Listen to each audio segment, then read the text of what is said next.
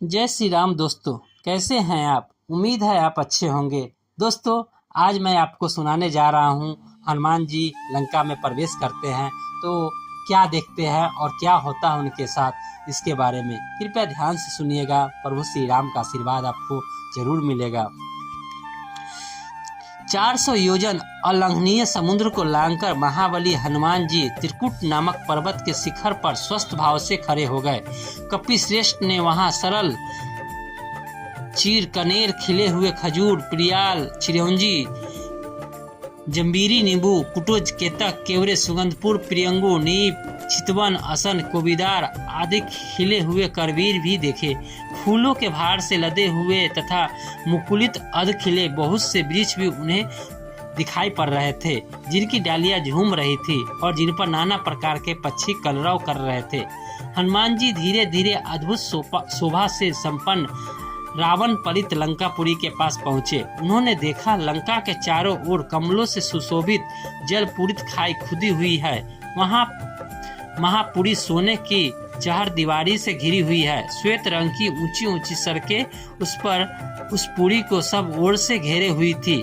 सैकड़ों गगनचुम्बी अटिलकाएं ध्वजा पताका फहराती हुई उस नगरी की शोभा बढ़ा रही थी। उस पुरी के उत्तर द्वार पर पहुंचकर वानर बिन हनुमान जी चिंता में पड़ गए। लंकापुरी भयानक राक्षसों से उसी प्रकार भरी हुई थी जैसे कि पाताल की भोगवती पुरी नागों से भरी रहती है। हाथों में शूल और पट्टिस लिए बड़ी बड़ी दाढ़ों वाली बहुत से सूरवीर घोर राक्षस लंकापुरी की रक्षा कर रहे थे। नगर के इस भारी सुरक्षा, उसके चारों ओर समुद्र की खाई और रावण जैसे भयंकर शत्रु को देखकर हनुमान जी विचार करने लगे, यदि वानर यहाँ तक आ जाए तो वे व्यर्थ ही सिद्ध होंगे, क्योंकि युद्ध द्वारा देवता भी लंका पर विजय नहीं पा सकते। रावण पालित इस दुर्गम और विषम संकटपूर्ण लंका में बाहु रामचंद्र जी भी आ जाए तो क्या कर पाएंगे।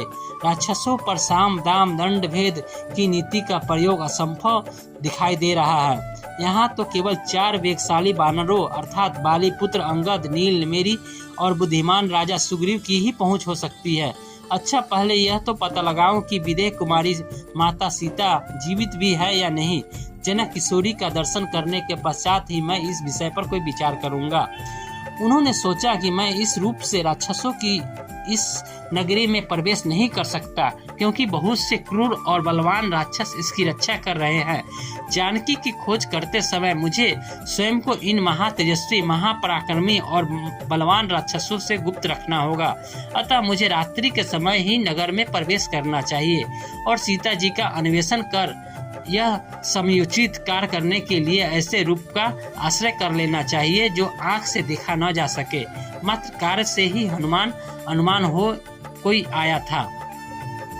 देवताओं और असुरों के लिए भी दुर्जय लंकापुरी को देखकर हनुमान जी बारंबार लंबी सांस खींचते हुए विचार करने लगे कि किस उपाय से काम लूं जिसमें दुरात्मा राक्षस राज रावण की दृष्टि से ओझल रहकर मैं मिथिलेश नंदिनी जनक किशोरी माता सीता का दर्शन प्राप्त कर सकूं।